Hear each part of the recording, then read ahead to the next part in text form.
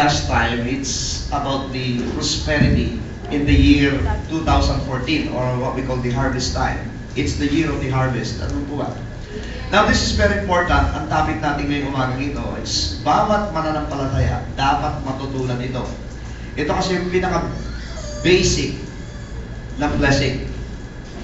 Kung hindi ninyo magawa ito, ituturo ngayong umaga ito, kahit anong gawin ninyo, you will never have the blessing from God. Amen po ba? This is the very basic ng blessing na dapat matutunan ng mga Kristiyano. Marami po mga Kristiyano, they never prosper. Even though they are in the church for a very long time because of negligence about the subject that we are studying this morning. Now, if you may, please open your Bible to the book of 1 Peter or Unang Pedro. Praise God. Hallelujah. Kanina nagpapatotoo si Ate Ruth kasi sa Hong Kong siya. No? Iisip ko, ano kaya magpunta kami sa Hong Kong nila, Ate Nelly? Yes! Tapos mag-evangelize tayo sa mga Pilipino doon, international. Mura lang naman ang biyaheng Hong Kong. Nanggaling ako sa Hong Kong, magkano lang. Pero di pa kasi kita kilala doon, nakikilala kita, kinontak kita. Nagpunta ako, nakita ko yung mga Pilipino ron, daming Pilipino. Amen po ba? Kahit mga 3 days lang, yung plano natin. Ano? Mr. Marley. Ano? Hong Kong. Tapos mag-shopping tayo. Alam mo, masarap doon. Nung nandun kami sa... How do you call that, Ate? Yung nakasakay ka ng... Ate Ruth, nakasakay ka ng bangka. Tapos doon tayo kumakain. Oo, doon kami nagpunta. Ang sarap. Amen? Spicy. Ulit ng Diyos. Mag-evangelist tayo sa Hong Kong. Let's forget the Philippines. Let's go international. Amen po ba? Amen. Amen. Kasi marami naman dito eh. Marami naman mga pastors at saka mga believers. Ang sa abroad po, yung mga Pilipino talaga doon. Tama nga yung sinabi niya. Ganun-ganun ang mga Pinoy doon. Amen po ba? Now, 1 Peter chapter 2. Saan yung mag-define class ko? Naroon na po ba kayo? Dapat ito ang matutunan ng bawat Kristiyano. 1 Peter chapter 2 verse 13. Yan na po yung pinaka-basic. Sabi mo sa katabi ko, if you want to be blessed, come on, if you want to be blessed, you better take this seriously. Amen? 1 Peter chapter 2 verse 13 and 15. Therefore, conclusion po kinami, submit yourself to every ordinance of men for the Lord's sake. Nakita po ninyo yan? Whether to the king as supreme or to the governors as to those who set by him for the punishment of evildoers and for the praise of those who do good. For this is the will of God. Ang liwanag po nun, ha? Ito daw yung kalooban ng Diyos na we need to submit ourselves to every ordinance of men for the Lord's sake. Magpasakop po tayo sa lahat ng may authority, whether you like it or not, magpasakop tayo. Because this is the will of God. Kahit ayaw mo yung presidente, kasi siya niluklok ng Panginoon na presidente ng bansa, tanggalin mo kung ano man yung political agenda mo, kung ano man, you need to be submitted to that person because that person is appointed by God. Amen. Ito po minsan ang maraming mali ng mga Kristiyano. We need to submit ourselves in all authority. Amen po ba? Sa church po, ang Panginoon ang siyang ulo ng church. Ngayon, ang namamahala sa church ay ang pastor. If you go to a church, you need to be subject to the pastor. Whether you like it or not. Kapag may mga designated na leader po ang church, you need to respect that person even though kahit ayaw mo sa kanya, irespeto mo yung taong yan because God has appointed her or him. Amen po ba? Ito po ang sikreto ng pamumuhay. We need to submit. Sabi dito to all. Sabi mo nga to all. Kaya wag mo sasabihin, evil naman siya, ba't ako magsasabit sa kanya? Masama naman siyang tao, ba't ako magsasabit sa kanya? It's the Word of God. You need to respect that person no matter what. It's the Word of God. Amen po ba? Mga anak, kahit ang magulang ninyo ay napakalaki ng pagkukulang, you need to respect that person no matter what. Because it is the will of God. Kahit anong gawin ninyong pagpupunyagi, kahit anong gawin ninyong papuri, kahit magpagulong-gulong pa kayo, kahit kung anong gawin ninyong pagsamba sa Panginoon, kapag wala kayong tinatawag na submission, you will never be blessed by God. Amen. Maniwala ba kayo? It's the Word of God. Amen. Hello? Kaya nga, ang suggestion sa mga bata, ano man ang pagkukulang ng magulang, sabihin na natin, nagkulang na ang magulang mo. Huwag na tayong gumawa pa ng issue. Sabihin na natin nagkulang, magulang mo pa rin yan. It's the will of God. Amen po ba? Now, sabi nito, submit to all. Sabi mo nga to all. Who has authority over us. Why do we need to be submitted to authorities? Una, to avoid murmuring and rebellion. Ang rebellion po ay anything na hindi pagsunod sa pinag-uutos ng nakakataas sa atin. Rebellion po yan. Kasi, kagaya ng halimbawa, sa gobyerno natin, magbayad kayo ng buwis. Di ba sabi ng gobyerno? Ang tao, kahit hindi nagbabayad ng buwis, sinasabi nila, paano ko magbabayad? Puro kurap ang nasa gobyerno. Ayun ang excuse ng tao, no? Mali po yun. Magbayad ka ng buwis kung kurap man yung taong yan. Magbayad ka ng buwis kasi yung ginagawa mo for God's glory. Eh, ano kung kuraputin niya? Wala kang problema doon. You are subject doon sa pinag-uutos ng Panginoon that you need to be submitted to all the people in authority. Kapag nagtatrabaho po kayo, kailangan you need to do your job. Na even though yung manager ninyo, yung boss ninyo, yung amo ninyo ay hindi nakaharap, you need to submit yourself. You need to work for the sake of God's glory because God is watching you. Amen. Hello? Amen po ba? Now, to avoid murmuring and rebellion. This is the will of God. Alam po ba ninyo, yung worst sin na ginawa ni Lucifer, na kilala na ngayon sa pangalang Satan or Satanas. Si Lucifer po, kaya ibinato ng Panginoon. Kasi po, ang ginawa ni Lucifer, nag-rebelde siya sa Diyos. O paano siya nag-rebelde, Pastor? Angels are created to worship God. And they are messengers of God. Kaya po nilalang ng angels, ang function nila ay to worship God. Hello? And messenger of God. Nung bandang huli, ang gusto ni Lucifer, yung calling niya, yung design sa kanya, yung task niya, sabi ni Lucifer, I don't want to worship God. I want all the angels to worship me. Hello? Yung po kapag anything that disobeys or that opposes the law that God has given us, we call it rebellion. Kaya ang ginawa ng Panginoon, okay, gusto mong ikaw ang sambahin? Okay, ibabato kita. Ibinato siya ng Panginoon.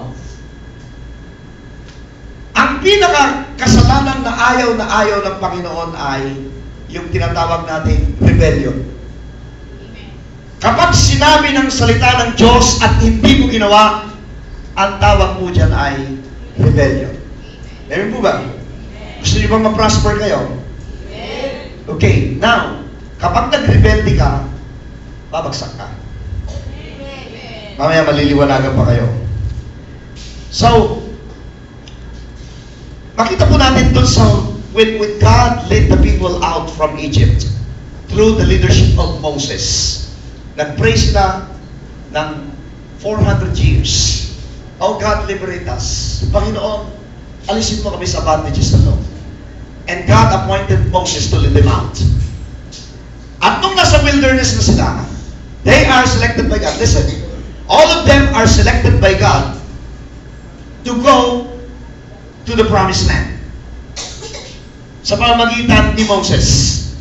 Now on the way to promised land, nag-murmur po sila.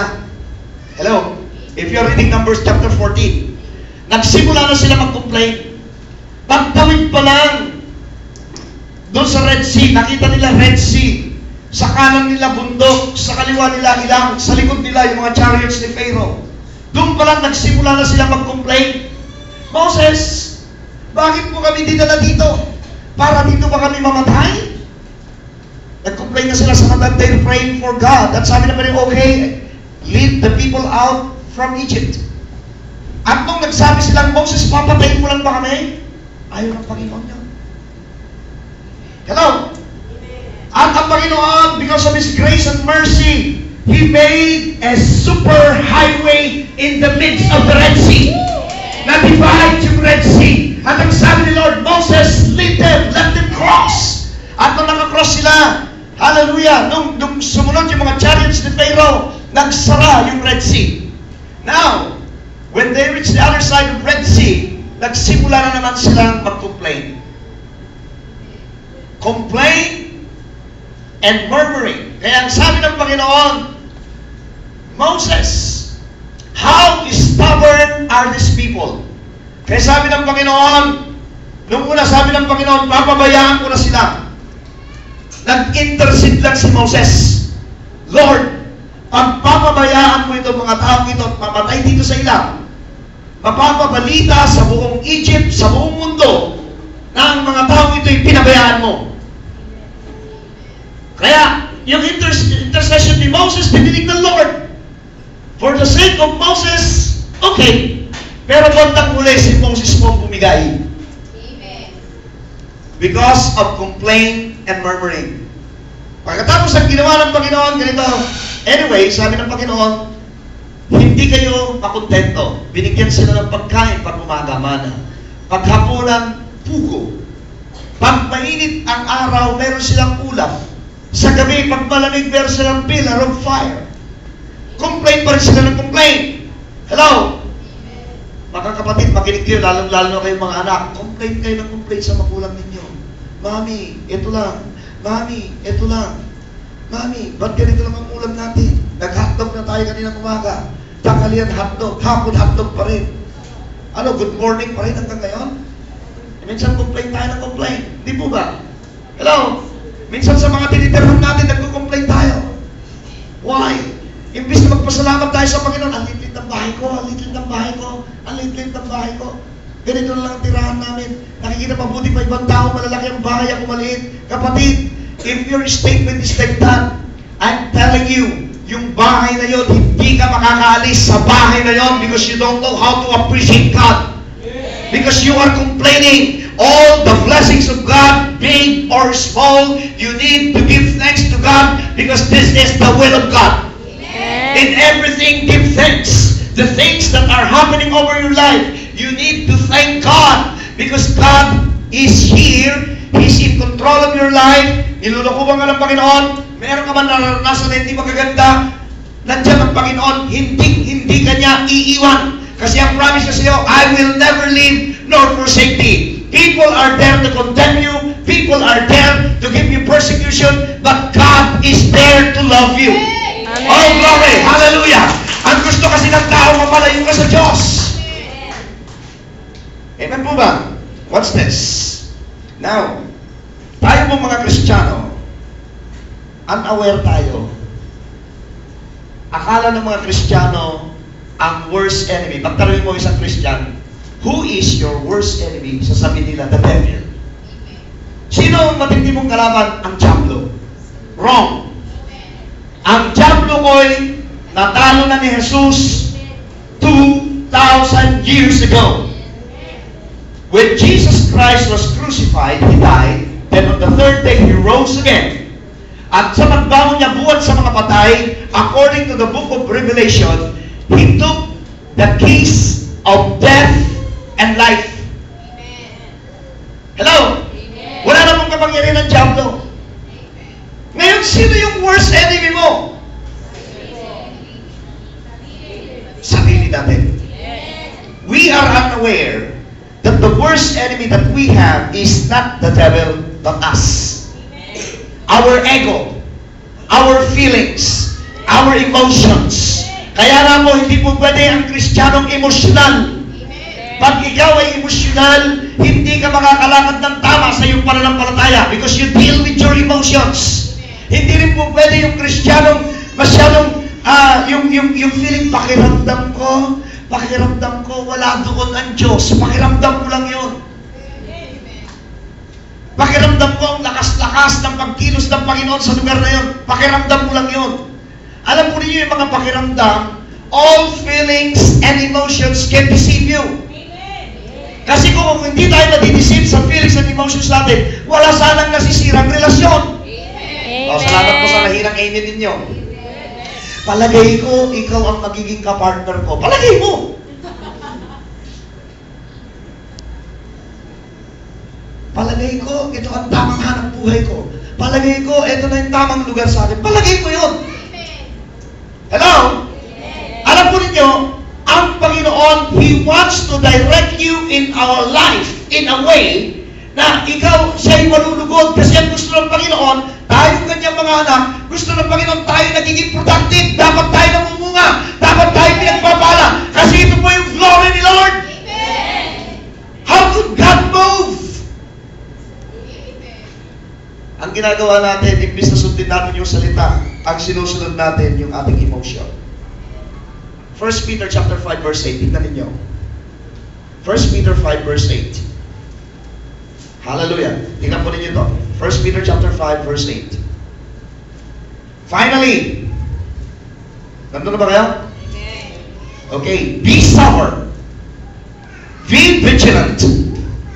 Because your adversary, the devil, walks about like a roaring lion. Sabi mo nga like. Ibig sabihin, wala siyang kapangyarihan. Para lang, liyong umatungal. Pero siya po ay wala ng ngipin. Wala rin siyang pustiso. Kaya sa Diablo, kapag kagating kayo, makikiliti lang kayo, puro gilagid. Amen po ba? Hello? Kumain na ba kayo ng karne ng baka? Lalong-lalo na yung mga walang ngipin, nasubukan na ba ninyo? Na kahit ganunin mo yon, hindi mo talaga mapagpira-piraso. Why? Kasi puro gilagid na lang. Amen po ba? Kaya kung kapag ang Diablo ay kinagat kayo, makikiliti kayo. Kasi puro gilagid para kayo nagpaputs pa. Amen po ba? Amen. Now, what's this? Your adversary, the devil, is like a roaring lion, seeking whom he may devour. Naghahanap siya ng kanyang malilinlang. Kapatid, huwag mong laging sasabihin na ang kalaban mo ay Diablo. Huwag mo laging sasabihin si Satanas kasi. Huwag mo laging pagbibintingan si Satanas. Si Satanas kasi dinala ako sa isang lugar. No! It's not Satan who bring you in that place. It's you who bring yourself in that place. Kaya yung expression na I was in the wrong place at the wrong time, yung pong tawag ko doon ay malaking baloney. Bakit malaking baloney? That should not be, because according to the Word of God, my plan for you is for good and not of evil, to give you hope and future. Kung sensitive ka lamang sa calling ni Lord at sa direktibo ng Panginoon, you will never endure such yung mga bagay na hindi mo gusto.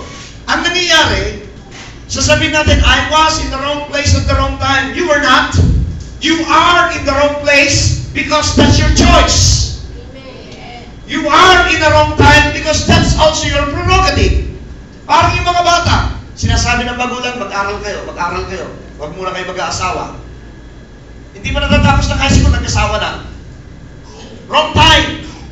Hello? Sino may kasalanan? Yung magulang mo, ikaw o ang Diyos? Mamili ka. Select the best answer.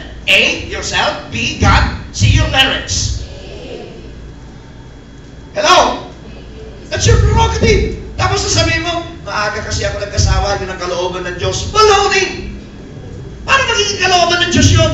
Ang sabi ng Panginoon, to give you hope and future. Ayaw ng Panginoon na mapahamak ka. Kaso, you don't know submission.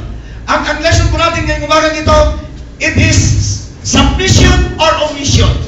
Ito po title ito, submission or omission. What are we doing? Is it submission or omission? If we refuse, listen, to submit ourselves in authorities, it is impossible for us to submit ourselves to God. Makinig po sa akin, kung yung tao na nakikita mo ng iyong pisikal na mata, yung tao na nahahawakan mo ng iyong kamay, hindi ka mag-submit sa Kanya, imposibleng magsasubmit ka sa Diyos na hindi mo nakikita. Imposible. Hindi ako maniniwalang maging submissive ka sa Panginoon kung yung taong nakikita ng iyong naked eye, hindi ka submissive sa Kanya. It is impossible for you to submit yourself to God because God you don't see. Amen po ba? Hindi mo nakikita ang Diyos. Tapos sabi mo, di, submissive ako sa Panginoon. In-offer ko na ang buhay ko sa Kanya. Inialay ko na ang buhay ko sa Panginoon. 100% na ako sa Lord. Kung yung taong nakikita mo, hindi ka submissive. May mga anak na akala mo sino magpuri sa Panginoon, pagkatapos bastos sa magulang, I don't think so that you will love God. And you love God because you hate your parents. I don't think so that you are giving your time and you're giving yourself to God kung ikaw ay madamot na magbigay sa tithes and offerings. Here we go. Amen po ba? Sabi mo sa katabi mo, fasten your seatbelts. Amen po ba? Makamalagdag ka sa upuan mo. Amen. Amen. Amen. Ay kung yung mga simpleng bagay na gano'n, hindi mo masunod. How much more?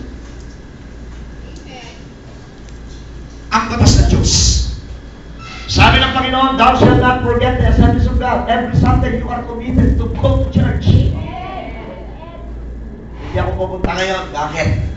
Si Pastor, mag-preach na, tamaan na naman ako. Sino ba mag-preach ngayon? Si Pastor Neneng ba o si Pastor Teddy? Pastor Teddy, ayoko, matalas. Hello? Amen. Amen po ba? Well, you need to submit yourselves. Tayo pong mga Kristiyano, dapat tama yung pagbabayad natin ng buwis. Huwag kayong magmamagic. Hello? Kung ano yung buwis, bayaran mo. Because maging subject na, alam mo, yung mayor, elected mayor, you don't like the mayor. Even though hindi mo gusto yung mayor na yan, you need to submit yourself because he is the leader of this town. Amen po ba? Oh, glory. If we refuse to submit ourselves to the people we see, it is a big baloney for us to be submitted to God. Amen? Amen. Sabi mo sa katabi mo, imposible daw yun. Imposible daw yun. Tingnan nyo ha. Ang rebellion mo ay malaking kasalanan ito. Tingnan nyo ito. Punta kayo sa Luke 6:46. Luke 6:46. Ito pong kasalanan na malaki, rebellion. Amen po ba? Ito yung kasalanan ni Satan. Kaya siya ibinato sa Garden ng Eden, doon sa kalagitnaan. Amen po ba? Laro ba kayo? Luke chapter 6, verse 46. Pakinig kayo. Amen po ba? Hallelujah. Why do you call me Lord, Lord? Si Jesus na nagsasalita. And do not do the things which I say. Sabi ni Jesus, bakit niyo ako tinatawag na Panginoon, Panginoon? Hindi niyo naman ginagawa yung pinag-uutos ko. So kapag hindi mo ginawa ang pinag-uutos ng Diyos, ang tawag dyan ay disobedience or rebellion. Anything that opposes the Word of God is rebellion. Hello? Kaya halimbawa sa Word of God, sabi dito, forgive. Magpatawad ka. Amen po ba? Forgive. Ngayon ng mga tao naman, ayoko magpatawad. Hindi ko pwedeng patawarin yan. Bigat ng kasalanan sa akin yan. Over my dead body, hindi ko papatawarin yan. Amen po ba? So you are disobeying the law of the Lord. Kagaya ng Santa Cena, why are we doing it? It's the ordinance. Ang sabi pa lang sa book ng Exodus, sabi dito, do this throughout the generations. Pagdating sa New Testament, kay Jesus Christ, sabi, gawin ninyo ito sa pag-aalala sa akin. Bakit natin ginagawa? Ordinansa. Kung hindi natin ginagawa, we are rebelling against God. Hello? At huwag din natin gawing parang kultura o nakaugalian. E di gawin natin na may sa puso. Lipat kayo sa Matthew chapter 7. Matthew chapter 7, verse 21 to 23. Mabigat po ang rebellion. Amen po ba? Matthew 7, listen. Not everyone who says to me, Lord, Lord, shall enter the kingdom of heaven, but the one who does the will of my Father in heaven. Yung nagsasabit lang. Amen po ba? Many will say to me in that day, Lord, Lord, have you not been prophesied in your name? Nag-prophesy sila. We cast out demons in your name, and many wonders were done in your name. And then I will declare to them, I never knew you. Depart from me, you who practice lawlessness. Ang ibig sabihin dito, ito po yung mga taong kinasihan, binigyan ng komisyon. Hindi po pwedeng magpalayas ng demonyo ang isang tao kung hindi siya kinumisyon ng Panginoon. Hello? Amen. Hindi ka po pwedeng magpatong ng kamay sa may sakit at ang may sakit ay gagaling kung wala kang komisyon kay Lord. Kaso, makita mo dito, nagpalayas ng demonyo, nagpagaling, nag-prophesy, ang sabi ng Panginoon, I never knew you. Why? Because these believers, ito pa yung mga believers to, they are not unbelievers, they are believers. Because they cast out demons. Ano po ba?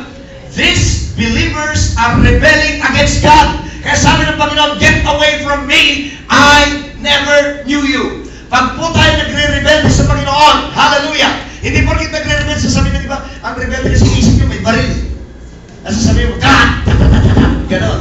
Amen po ba? Hindi po ganun ang ibig sabihin ng rebelde. Ang ibig sabihin ng pagre-rebelde sa Panginoon, yung law ni Lord, hindi mo sinusunod. Hello? Minsan nga po sa church, you need to be submissive to the people in authority. Hello? Sabi ng pastor, mayroon tayong Bible study. Kailan? Miyerkules. Meron tayong midweek, 7:30 p.m. Nakasimangon tayo. Hello? Amen? Nakasimangon tayo. Wala tayong joy. Tapos minsan sasabihin natin, sobra naman itong pastor na to. Sobra. Hindi sobra si pastor. Kulang pa nga yun eh. Amen po ba? Ang sobra, ikaw. Sobra ka mag-isip. Sobra ka sa emosyon. Sobra ka sa damdamin. Sobra ka sa mga bagay na hindi naman angkop sa salita ng Panginoon. Alam po ninyo, ang isang Kristiyano para malugod ang Diyos, sunod lang ng sunod sa pinag-uutos ng Panginoon. God is the rewarder of those who diligently seek Him. Amen po ba? Ang rewarder po ay ang Diyos. Kaya sabi dito, nagpalayas kami ng mga demonyo sa iyong pangalan. Pinatungan namin ang may sakit na aming kamay gumaling. Sabi ng Panginoon, hindi ko kayo kakilala. Hello? Huwag po kasi natin isipin. Naisipin natin, spiritually mature na ako. Yung iba pong tao natutuwa pag may pinatungan ng kamay. At yung pinatungan ng kamay gumagaling. Whoa! I got a power! Anointed ako. I got a power! Kayo wala dito. Wala pa kayong alam. Mga bata pa kayo. I got a power! Amen po ba? Amen! Huwag tayo magmalaki. Sabi ng Panginoon, ano kung nagpalayas ka ng demonyo? Ano kung nagpagaling ka? Ano kung nagpropesya ka? Sabi ng Panginoon, I never knew you. Hello? Kaya nga po yung iba, wala pong pagpapala. Bakit walang pagpapala? Kasi po, kulang sa submission. Submission is very important. If you want to prosper this 2014, number one, first things first, you need to submit yourself to all the people in authority.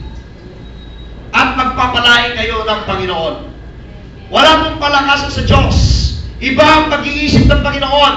Iba ang pag-iisip natin. Sometimes, ang pag-iisip natin, maintindihan ako ng Diyos. Maunawaan ako ng Panginoon. Yung po yung pag-iisip natin. May sasabihin po ako sa inyo, mabubuksan ang iyong pag-iisip ngayong umagang ito.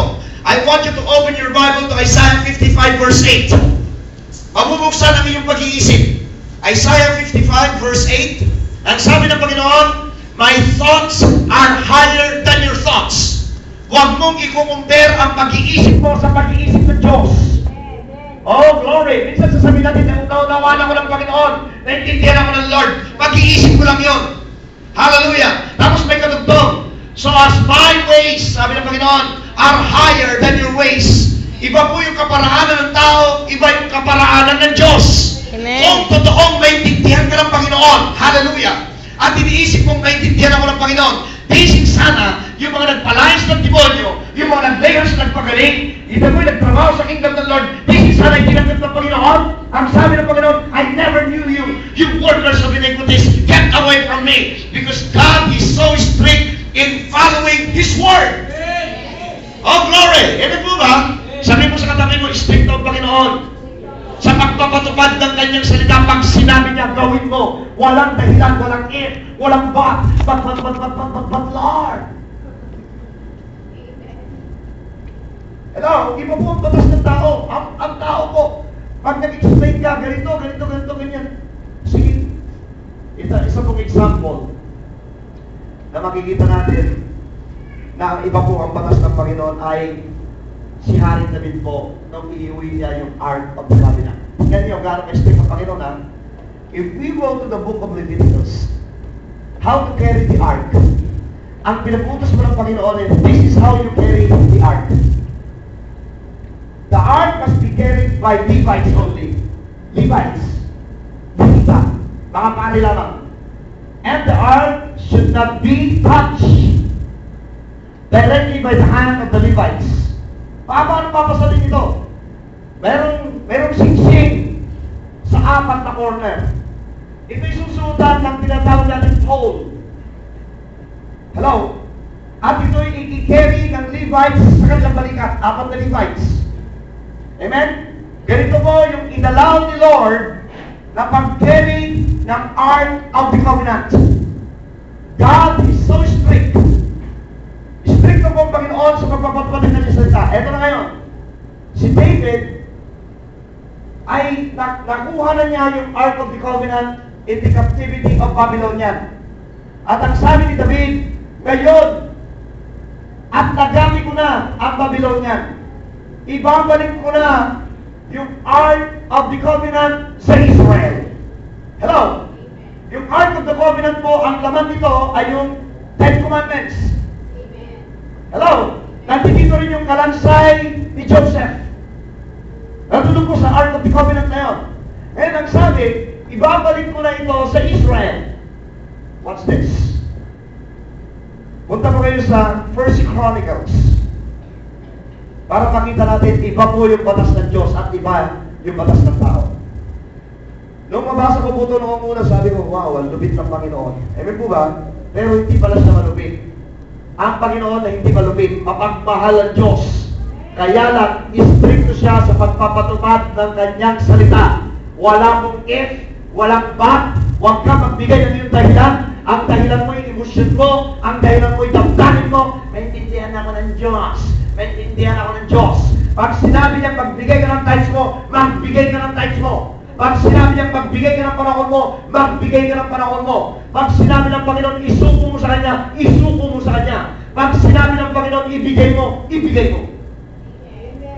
What's this? 1 Chronicles chapter 13. Iuwi na po ni David. Hello? Nandun na ba kayo? Unang Chronicles, tingnan mo ito na verse 5. So David gathered all Israel together from Sihor in Egypt, as far as the entrance of Hamath, to bring the ark of God from Kirjath Jearim. And David and all Israel went up to Baalah, to Kirjath Jearim, which belongs to Judah. Babalik sa Judah. To bring up from there the ark of God, the Lord, who dwells between the cherubim, where His name is proclaimed. Verse 7. Gusto ko underline yung verse 7. So they carried the ark of God on a new cart. Oh! Yung ark of the covenant, isinakay nila sa kariton. Hello? Ang ganda ng purpose ni David.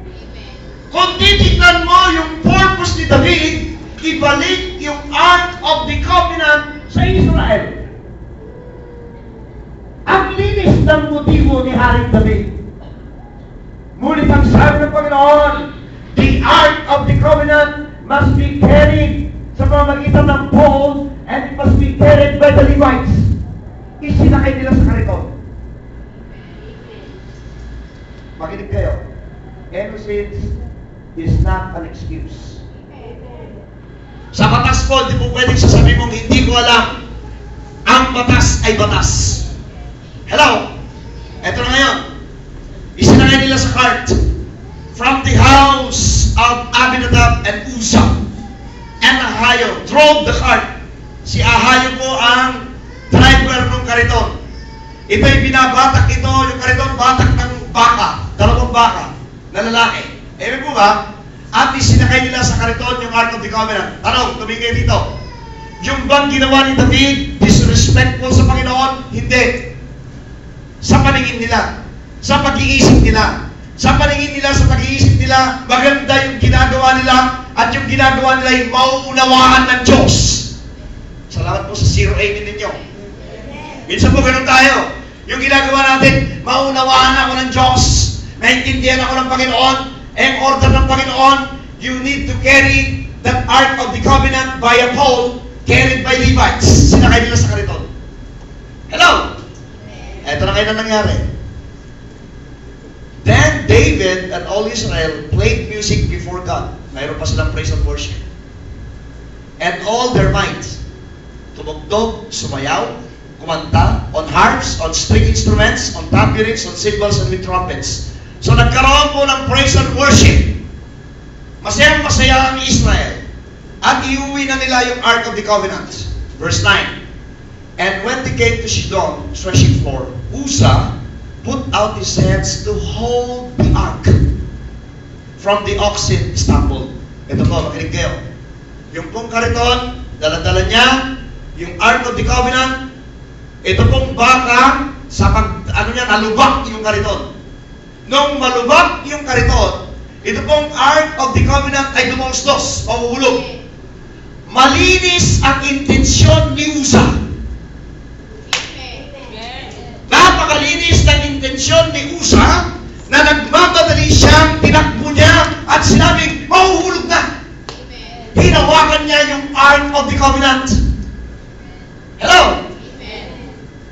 Hinawakan niya. At nung hawakan niya yung Ark of the Covenant, ito po nangyari. Hallelujah. Then the anger of the Lord. Kung isipin mo, ganun lang nagalit ka agad ng Diyos. Hello? Babalik tayo sa Isaiah 55. My thoughts are higher than your thoughts. Amen. Yung pag-iisip mo, malupit ang Diyos. Hindi siya malupit. My ways, sabi ni Lord, is higher than your ways. Kasi po, ang kaparaanan ng Panginoon, walang kung but, walang if. Pag sinabi niya, that settles it. Pag sinabi ng Panginoon, pinagpala ka, period, pinagpala ka. Hindi niya babaguhin yun. Pag sinabi ng Panginoon na ikaw ay bibigyan niya ng mahabang buhay, period, may mahaba kang buhay. Pag sinabi ng Panginoon, iingatan ka niya, period, iingatan ka niya. Pag sinabi ng Panginoon, ibibigay niya sa iyo, ibibigay niya sa iyo, period. Kasi po, kaparaanan ng Diyos ay hindi kaparaanan ng tao. Amen. Pag sinabing sumunod ka, sumunod ka. Eh, ginawa ni Uzzah, hinawakan yung Ark of the Covenant. What's this? Nagalit ang Panginoon, and he put his son to the ark, and he died before God. Kung isipin mo, lupit, ano? Wow, Panginoon, ang linis naman yung intention ni Uzzah, ba't namatay siya? Kasi po, pag meron tayong disobedience, God called it rebellion. Any disobedience from the Word, it's rebellion. Sabi ng Panginoon, pray without ceasing. Hindi ka nagpipray, rebellion yan. Amen. Oo, makinig kayo. Ang kalooban ng Panginoon, pray. Pagkakain ka, pag nakita mo yung pagkain, na gulob ka, chow, chow, chow, chow, chow. Pagkatapos ng chow, chow, sasabi mo, thank you, Lord. Rebellion yan. Hello? Ganyan po, kahigpit ang Panginoon sa pagpapatupad ng kanya. Ay, ang salita niya, magpasakop kayo sa mga nakakasakop sa inyo. It's the Word of God. Whether you like it or not, magpasakop ka kasi salita ng Diyos para ikay magpalain ni Lord. Hindi ka mapagpapala ni Lord pag ikay nagre-rebelde sa kanyang salita. Ibig sabihin na nagre-rebelde, you are not following the directives of God. God said, worship me in spirit and in truth. Hello? Pinagpupumilit natin magkaroon ng larawan. Bakit? Mas maganda, pastor, pag may larawan kasi feel mo ang Lord. Baloring malaki. God is Spirit. Amen. The scripture says God is Spirit. Amen. I said again, the scripture says God is Spirit. And those who worship Him must worship Him in spirit and in truth. So bakit papalitan mo, Lord? Uy, ang gwapo pala ni Jesus. No. Ang tangos pala ng ilong. Sabi naman, worship in spirit and in truth. Mas maganda kung may imahe, feel mo. Yun ang pag-iisip mo. Pag-iisip mo yun. Pag-iisip mo ng Diyos yun? No. Sabi ng Panginoon, sumunod ka sa akin. Lord, susunod ako sa'yo. Mauna ka. Susunod ako. Bakit? May party pa kami. Tapos sa party namin, huwag ka mag-alala, susunod ako. Hello? Magbigay ka ng tithes mo. Lord, next time na lang, babayaran ko muna yung kuryente ko. Maintindihan ako ni Lord. Lord, malinis ang puso ko, Panginoon. Malinis ang intention ko, Lord. Babayaran kita, O Diyos. Pag sinabi mo, babayaran kita. Baloney. The Word of God says, bring the tithes into the storehouse. Right away, pagganyan ng sapalan mo, you give it automatically to God because that money doesn't belong to you in the first place. Huwag natin pag-interesan yung bagay na hindi naman natin. Salamat po. 0-8 na ninyo ngayon, ha? Hallelujah. Amen? Hello? Tapos gusto nyo pagpalayan kayo ng Panginoon? Gusto natin pagpalayan tayo ng Panginoon? Ay kung yung mga nagpalayas ka ng mga masasamang espiritu at nagpagaling ng mga may sakit, sabi ng Panginoon, di ko kayo kakilala. Why? Because of disobedience of the Word of God. Iba po yung kaparanan ng Diyos, iba yung kaparanan ng tao. Eh, Pastor, we are under grace. Oh, so what? If we're under grace, iba na ngayon. We are not under the law. Yung binata natin, First Peter yun. Di ba New Testament yun? Hello? Tapos sasabihin mo, we're under grace? You don't understand, my friend. Nagre-reason of God, we are under grace. That's your reason. God said, obey.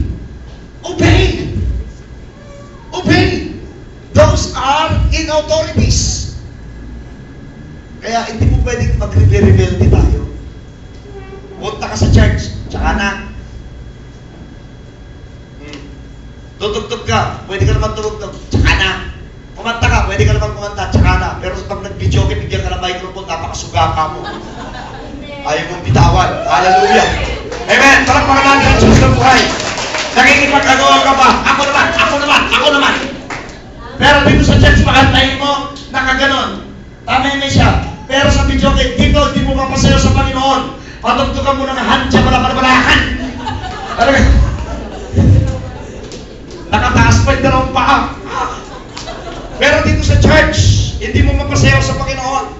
Hallelujah. Sabi ng Panginoon, magkainay kayo sa Panginoon, purihin niyo ang Diyos na buhay. Awitan siya ng mga papuring awit. Tugtugan siya ng mga instrumento. Magsayawan tayo sa Panginoon. Maghiyawan tayo sa Panginoon. Hindi natin magawa sa loob ng bahay ng Diyos. Hindi natin magawa. This is a big disobedience into the will of God. Amen po ba? Ang Diyos natin ay buhay. Gawan nyo man ang pabor ang katabi ninyo. Pag nagpupuri tayo na kaganyan, pwede mo batahin mo yung kamay. At sabihin mo sa kanya, babatahin ko yan. At ka nangingilam, siyempre nasa church ka eh. Papakailaman kita, why? Yung Diyos na pinaglilikuran natin, bro, for your information, matagal ng buhay!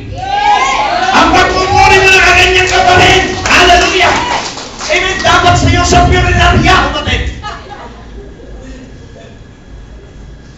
You don't understand that God that we're serving is alive and living. Bakit parang ka makikipaglibing?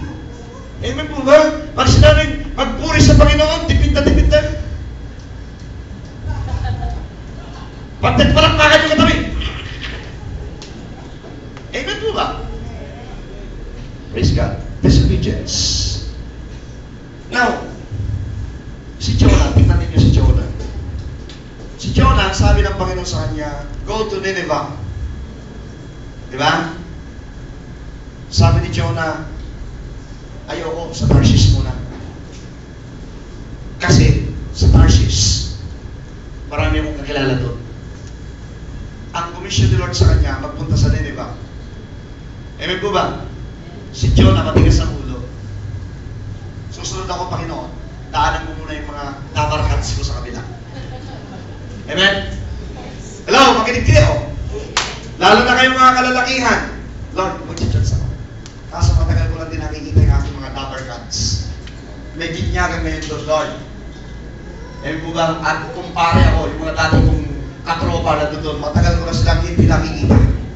Amen ba? Mag-iingat ka, kapatid. Ang sabi ng Panginoon, once we meet God, if you are born again, if you are in Christ, the old is gone. Amen. The old is gone. Amen. The old is gone. Amen. Huwag mo nang balikan. Delikado ka, you will pay the price. Amen. Kaya si Jonah, he paid the price. Nagpunta siya ng Tarsus. It almost lost his life. At nung magpunta siya ng Tarsus, it's out of the will of God. Rebellion against the will of God because God said, go in Nineveh. Minsan nagre-rebelde tayo sa Panginoon. Purihin niyo ako, sabi ng Panginoon, purihin niyo ako. Pasalamatan ninyo ako. Lahat ng nilalang, lahat ng may hininga, magpuri sa Kanya kung ano-ano pinaggagawa natin. And we want to be blessed. Sabi ng Panginoon, unahin mo ako. Inuuna natin yung ating mga emosyon. Ang inuuna natin yung ating mga feelings. Hindi, ito mo ang aking gawin. Kasi ito yung aking namdamin. Minsan pa may mga Kristiyano pa, sinabi ng Panginoon, ito daw ang aking gagawin. Sinabi ni Lord, itong aking gagawin. Baloney. Kung gusto mo malaman yung sinabi ni Lord, basahin mo yung Biblia mo. Kaya nga tayo may Biblia eh. Huwag kayo maniniwala sa... Asinet, sinabi ni Lord. Sinabi ni Lord, magbigay ka raw ng 10,000 sa akin. Sabi mo sa kanya, baloney ka.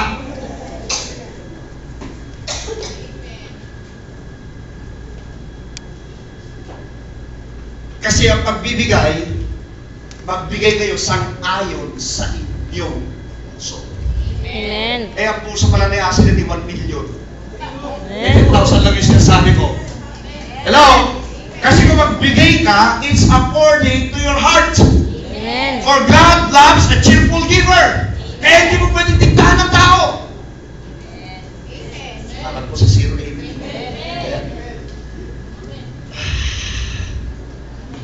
Amen po ba?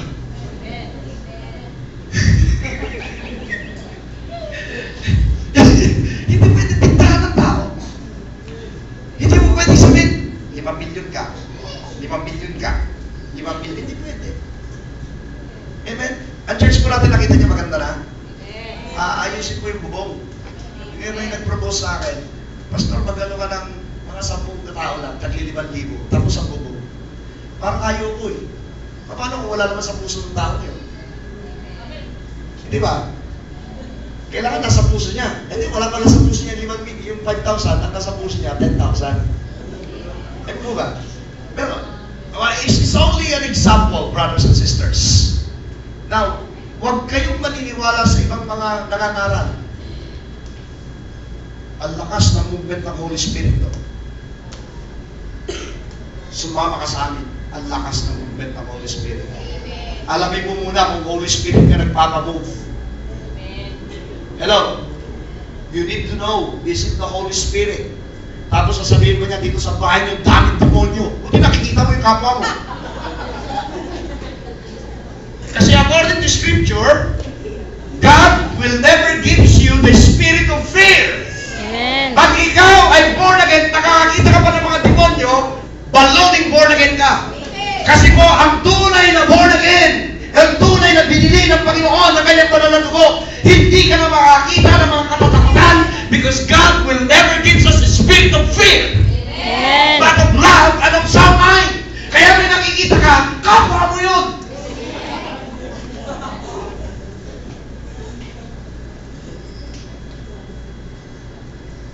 Kaya walang Kristiyano sasabi, Pastor, nakakita ko ng multo doon sa bahay mo. Wow! Saan mo nakita? Sa bahay mo. Mabuti nagpakita sa'yo. Sa akin ayaw magpakita eh. Ibang klase ka, bro. Kaya nga po ang mga demonyo nagtatago sa mga anak ng Diyos. Bakit sila nagtatago?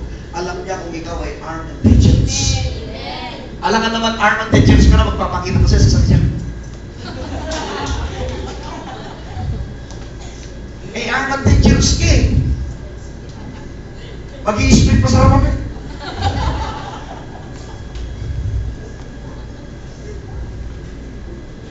Birds of the same feather flocks together. Why you see evil? Ikaw na sumagot. Hello? Kaya pag may nagsasabi sa iyo, mayroon kang evil spirit, sabi mo sa kanya, nakita mo yung kapwa mo. I don't see any evil spirit within me because I was bought by the blood of Jesus. Hallelujah!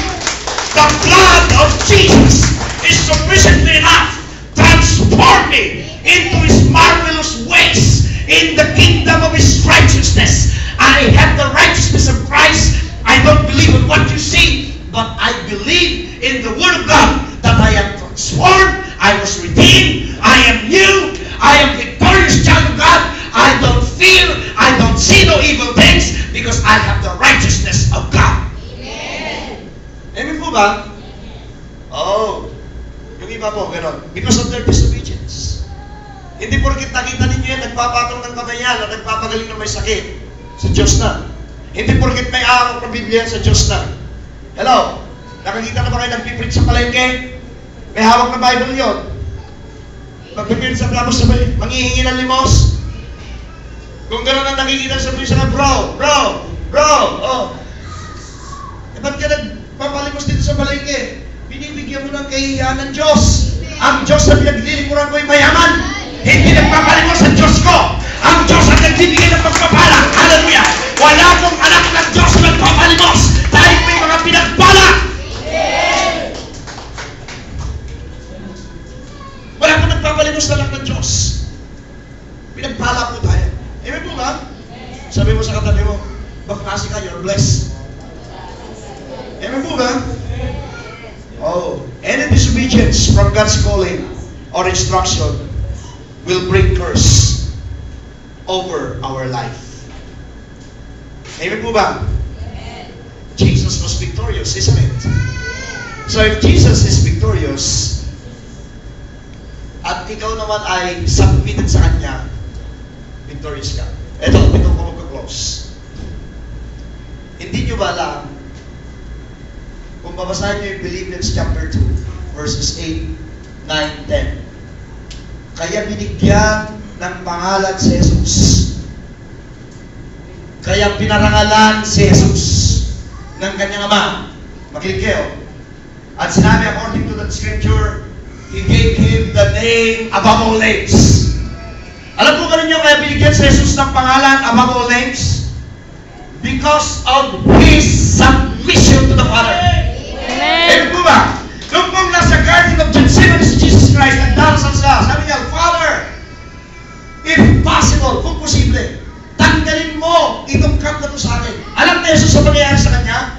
Alam mo ba niyo si Jesus Christ? He was designed, the purpose of Jesus Christ in coming to earth is to be the perfect sacrifice, the Lamb of God.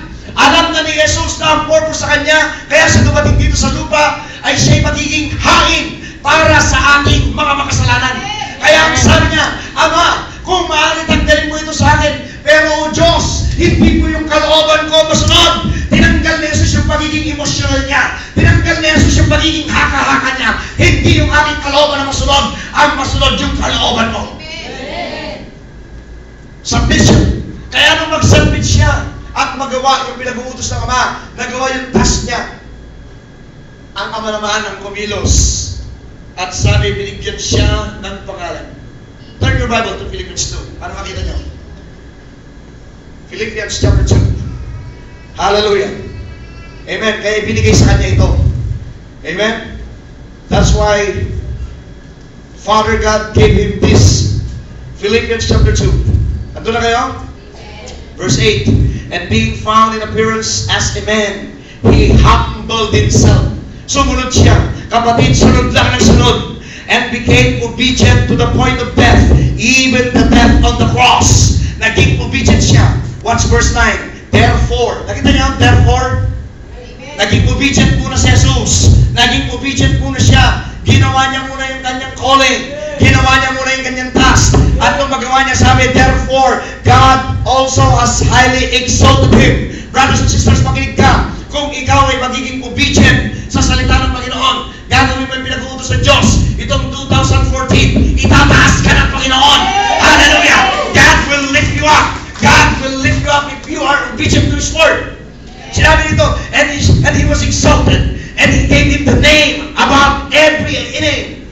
Amen po lang. Verse 10, that in the name of Jesus, every knee shall bow, those in heaven, and those on earth, and those under the earth, that every tongue should confess that Jesus Christ is Lord, for the glory of the Father. God highly exalted Jesus Christ because of being submissive. Amen. Nagpasakop si Jesus. Kapatid, kung magpapasakop ka sa Panginoon, itataas ka ni Lord. Amen. And you are blessed. Amen. Hindi sapat na dahilan. Marunong naman ako magpalayas ng demonyo eh. Marunong naman ako magpatong ng kamay. Marunong ako mag-pray. Pagpapalain ako ng Panginoon. Tira ka ng tira. Hallelujah. Amen? Tira ka ng tira. Ang ibig sabihin dito, you never ask God. You never ask the will of God. You never ask. Wala kang pagiging submissive. Do you think God will prosper you? Magagaya ka doon sa Matthew chapter 7. Nagpalayas kami ng mga demonyo. Pinatungan namin ang mga sakit ng aming kamay gumaling. Sasabi ng Panginoon, magpunta ka sa impyerno, hindi kita kakilala. Amen. Hello? Amen. So, hindi po lisensya yung gano'n. The thing is, we need to be submissive. To the government, we need to be submissive. So, yung mga estudyante, kung sino man yung school na pinasukan ninyo, you need to be submissive by the regulation of the school.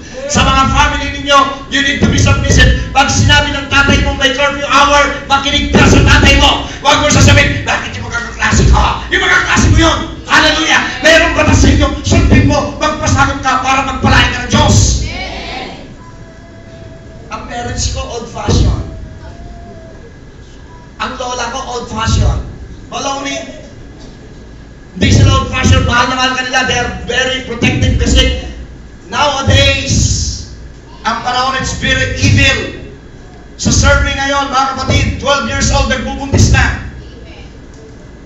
Because, ito pong nagdo-double time ang kalaban. Ang internet.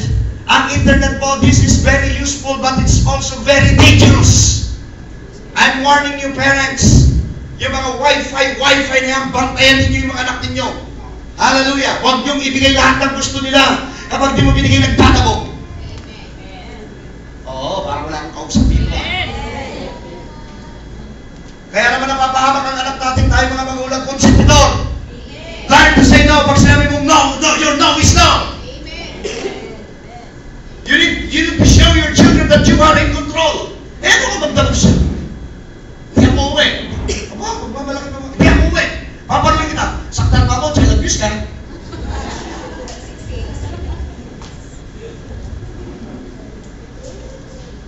Susumbong kita sa pulis. Saktan pa ako, susumbong kita sa pulis. Alam mo rin nyo, minsan yung batas natin, hindi natin maintindihan taliwas sa batas ng Diyos. Mga magulang, paluin ninyo yung mga anak. Ang Panginoon, pag hindi sumusunod ang kanyang anak, namamalo siya. Kung hindi ka anak, kung hindi ka pinapalo ng magulang mo, ibig sabihin, hindi ka mahal ng magulang mo. Kaya kanya pinapalo, gusto kanyang ituwid. Hallelujah! Ibasura natin yung sasabihin nila, child abuse, child abuse. The law is respect your parents because this is fitting and proper. No matter what will happen, igalang mo ang magulang mo. Igalang mo ang magulang mo. Pag nakatira ka sa bukod, nandun ang magulang mo, igalang mo, irespeto mo. It's the will of God. Ephesians chapter 6, igalang ninyo yung mga magulang. Minsan mga bata ngayon, magsasagot pa hindi. Kumain ka na, di pa kaya, nakakainis. Maghugas ka ng plato, ako na naman.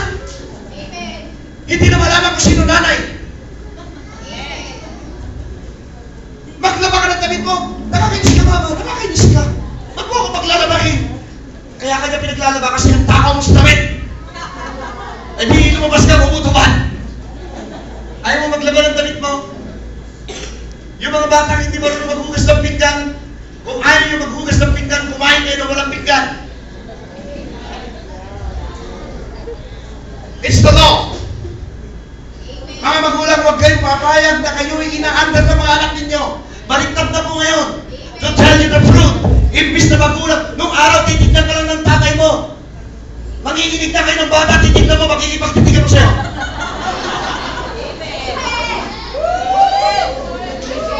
At sasabihin sa'yo, bakit? Nung araw, magbakit ka, bakit yung pukit mo? Hello? It's the law.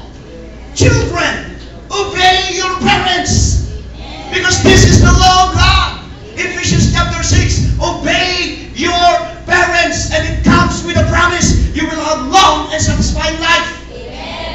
Kung gusto nyo umabang yung buhay at maganda, galang yung magulang nyo. Ano man ang pagkakamali niyan? Labas ka ron. Ano kung nagkamali yung magulang mo? Ano? Magulang mo yan.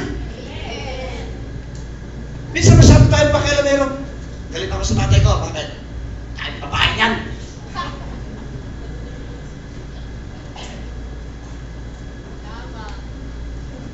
Hello? Like yata kayo. Wala kang pakialam doon. Buhay na yun. Igalang mo siya. Hello? Galang mo siya. Pero lang yun. It's the will of God. Kasi po kapag hindi maganda ang isang bagay, ang Diyos na mag-aalis. May sumbukan tayo ang Panginoon. Hello? Who are we to judge other people? We are created by God to worship Him. We are not created by God to judge others. Amen. Judging others or other people is the work of God. Your work is to worship God. Thou shall not do the things of God. Kaya sabi nga ng Panginoon, paano ko makakilos sa iyong buhay? Yung trabaho ko, pinapakailangan. Amen. May tayo magturo sa ating kapwa. Ay, yan, alam mo kung sino na magtaas lang kami sa church. Kilala ko buhay niyan. Mas banal ako dyan. Alam mo kung sinong banal.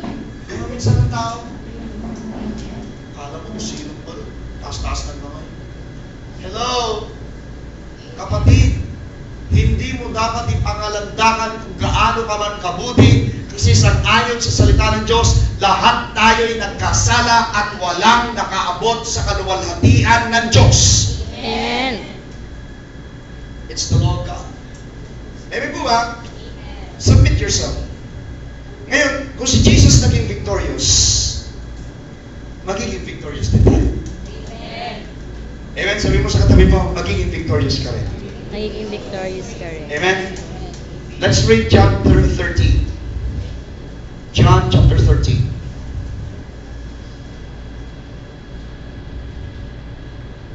Hallelujah. Praise God. Oh, glory.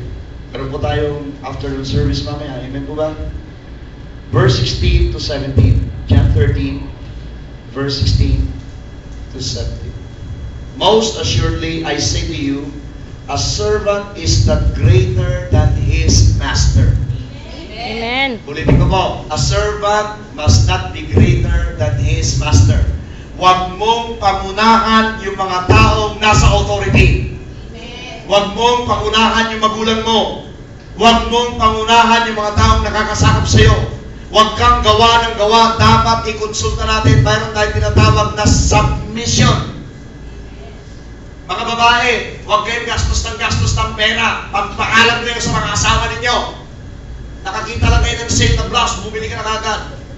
Sale naman eh.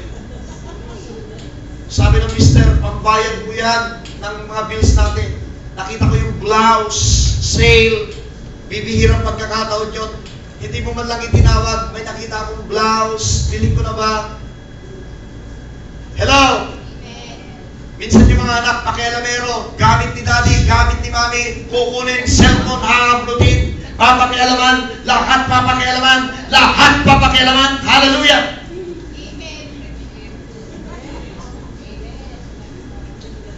Amen po ba? You are not greater than your master.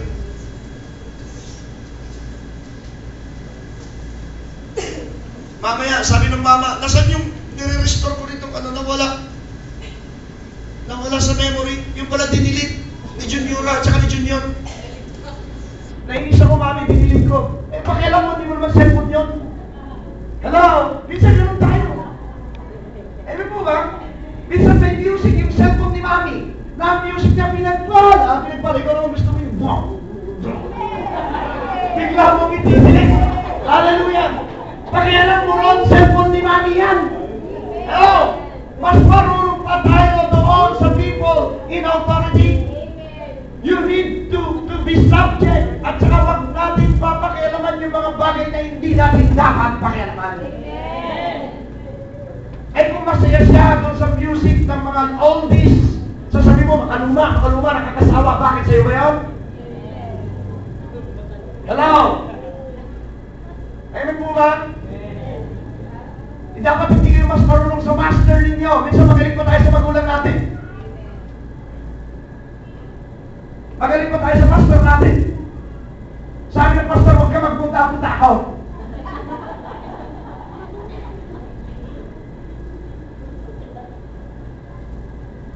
Maganda naman ang purpose ko eh. Ang purpose ko naman eh, for the glory of God.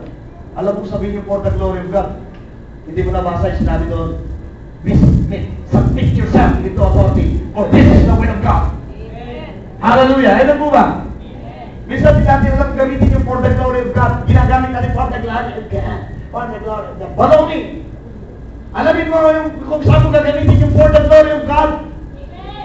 Gamitin mo kung sa tamang lugar, gagamitin mo sa tamang, yung tamang pagkakataon, yung tamang panahon. Doon mo dapat i-apply yung for the glory of God. Minsan for the glory of God tayo, for the glory of God. Hindi naman yung sarili ko eh. I never do it for myself. I do it for the glory of God. But there is a protocol that you need to obey. Amen. Kaya nga kabiling-bilinin ko sa men's ministry natin, sabi ko, si Pastor Neneng ang in-charge sa lahat ng Bible studies. Sabi ko, dito sa church na to, I don't want anyone overstepping anybody. Because this is the will of God that we need to respect each others. Amen po ba? That even though I am the pastor of this church, I will be subject. Don't say the side ko na Bible study teacher. Walang ibang si Pastor Neneng. Na kahit na sasabihin ng ibang pastor, mag-Bible study, sabihin mo na natin yung pastor. Kasi siya lang nakasign eh. Hindi mo pwedeng tapak-tapakan yan. Because if you do that, you are out of the will of God. Amen po ba? Natahimik yata kayo. Meron tayong gawain dito sa church. Kasi meron crusade sa tabi namin. Tapos, doon ako matin, for the glory of God, ang galing ng Panginoon, ang galing ng Holy Spirit. May commitment ka rito.